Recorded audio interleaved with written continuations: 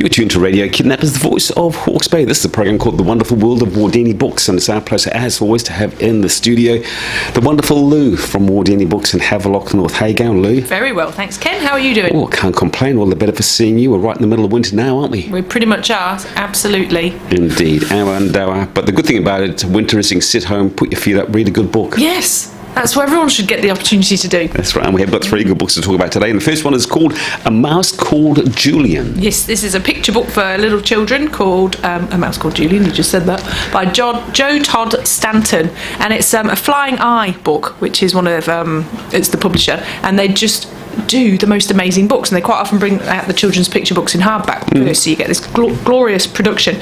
So this is about little Julian, and he has a very carefully planned life because he's a mouse, so that he can stay alive, basically. Yes. And he avoids everybody. So he lives on his own, and all the animals above ground, he's got a little burrow, all the animals above ground try to eat him. So he's got this carefully planned thing.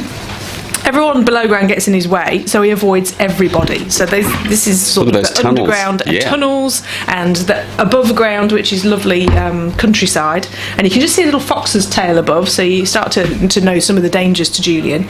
So he dodges the rabbits, the moles, he knows where to hide from the farmer and her dog, he knows which branch to leap across to escape the hungry barn owl, and gets home safe. But then one day, he starts to feel he's being watched, and that night, the fox crept up to Julian's house and, using all of his skill and cunning, smashed right through Julian's front window. Oh, no. Oh, my goodness. The fox bared his teeth. Look at that drawing, yeah. It's going to be the end. Let's see if I can show that to the camera too. It's going to be the end for Julian, but the fox gets stuck.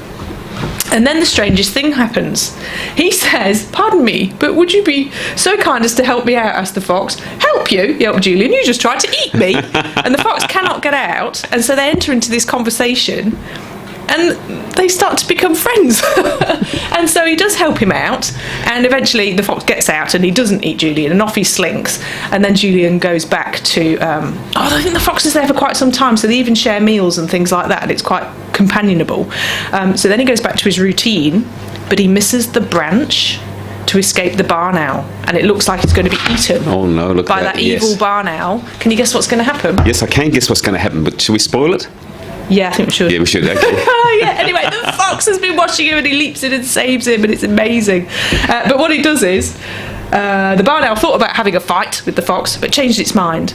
And what happened is that the fox has gone in and scooped Julian up into his mouth and spits him out again. And then they go back to their separate routines, but every now and then Julian has a friend over for dinner. And look who that friend is. Yeah. And that's the story of real life sometimes, isn't it? Yes, you find friendship in unexpected places. Yes, you do. People you don't know could be your friends. Foxes and owls. Yes, maybe not the owl. You do see photos, don't you? Yes, you do. Those internet things with unlikely friendships. That's right. It's cool. And our next book is called One Good Turn. Yes, I've brought you One Good Turn by Kate Atkinson and One Day by David Nichols, and they're both slightly older books, but they're back in my consciousness because they've got sequels or things coming out.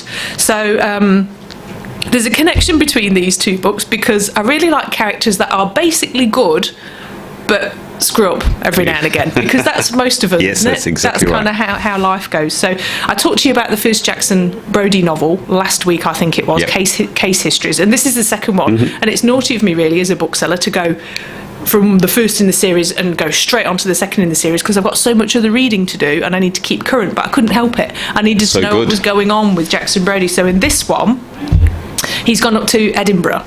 Without spoiling the first book for people who haven't read it yet, he's now ex-army, ex-police, ex-private detective, but he's an innocent bystander in what eventually becomes a murder investigation. And because of the nature of Jackson Brodie, of course, he becomes quite deeply embroiled in it. But it's in Edinburgh, which is lovely. It's while the Fringe Festival's going on, and Jackson's girlfriend is an actress in the Fringe, and it's so atmospheric because you're in Edinburgh at a really vibrant time of being in Edinburgh, and just his decisions and the things that he does, and he doesn't want to get involved, but he really secretly does, and it's his sort of eye-rolling attitude to life and the things that seem to happen to him without him having any control over it.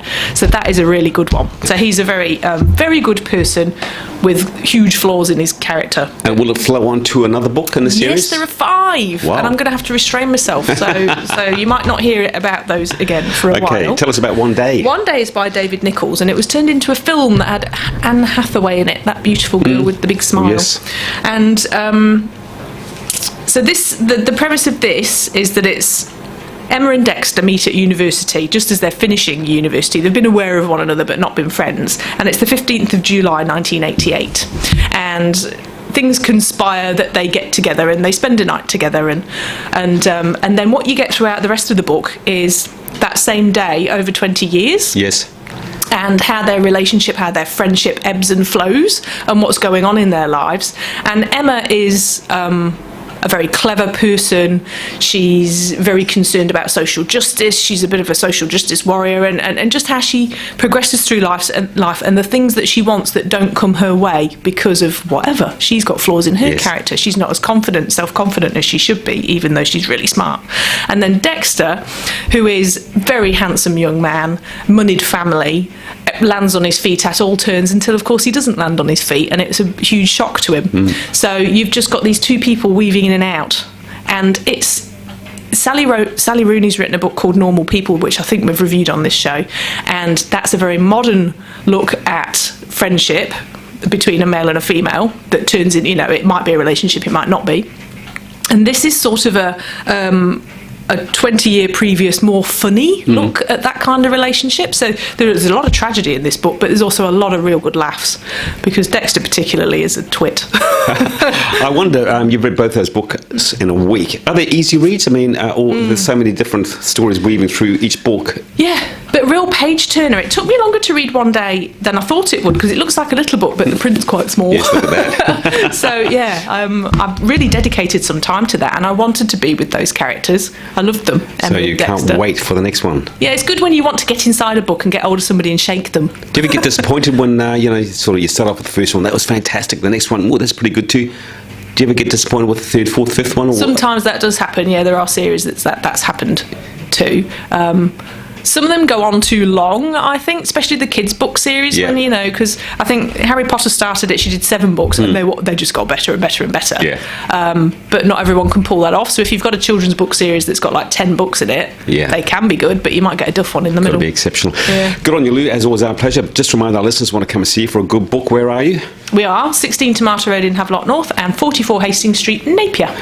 Look forward to talking to you same time, same place next week. Great. Cheers, Kevin.